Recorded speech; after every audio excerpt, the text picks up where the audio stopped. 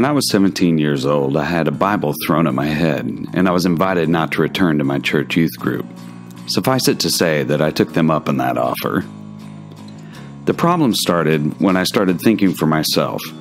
For one, my parents sent me to this private school where we were taught to look at everything with a critical eye, not to take anything at face value, and to arrive at our own conclusions about things based on a thorough analysis of the evidence. And then I'd go to church and have my youth leader tell me that, contrary to the cases made in my science textbooks, the Earth was actually 5,000 years old, and that people used to ride around on dinosaurs like the Lone Ranger or something. He even told me once that scientists were conspiring together to fabricate this so-called fossil record to convince the blind, unthinking masses that the planet was a byproduct of evolution and was much older than the Bible told us it was. Yes, there literally were two people named Adam and Eve who got tricked by a talking snake. Okay, I'd say, but who did their kids marry? If they were the only ones on the planet, and assuming they'd have to have sex to keep the species going, doesn't that mean we're all descendants of incest? Let's put a pin in that one and move on. But I didn't want to move on. It didn't make sense, and I wanted answers. I couldn't get over what an asshole God was made out to be in the Bible. Smiting people, afflicting them with diseases, setting them up for tests of faith nobody should have to endure. And hello, how about the whole Garden of Eden story? I can just see it now. Okay, kids, here's the deal, says God. All of this is yours. You don't even have to work for it. But there's just this one thing.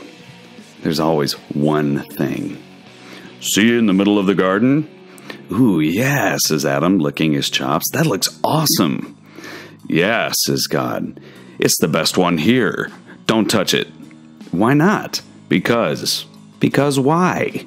Because if you eat that fruit, you'll know everything, says God. That sounds like a good thing, says Eve. Well, it's not, says God. Why not? Add that to the list of things you don't need to know. But wait, says Eve, if we're the only ones here and we can't touch that tree, and if you made all of this, why bother making the tree?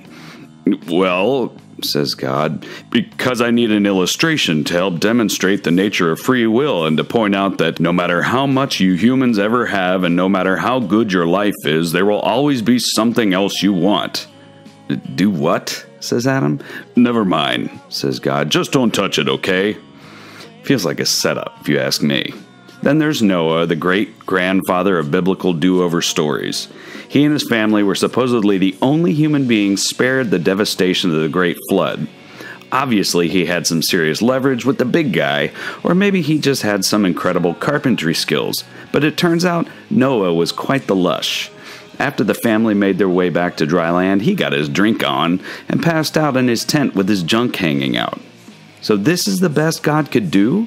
This is the one guy whose family wasn't worth sending to a watery grave on the entire planet. And while we're on the subject of the ark, there's not enough fuzzy math in the world to explain how it is that two of every single creature fit on this boat built by hand by one guy without power tools. Well, God is magic, we argue. Maybe God gave Noah superhuman construction powers, or maybe he gave him some kind of holy shrink ray to miniaturize all the critters to pocket size. Maybe he dehydrated them and kept them in little baggies until they got to land, and then sprinkled them back to their reconstituted selves. Fine. But if God could do all that, why not just zap the boat into existence in the first place?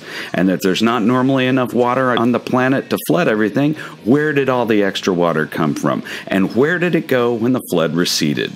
And did he actually have to trap all of the birds, or did they just fly around and land on the water?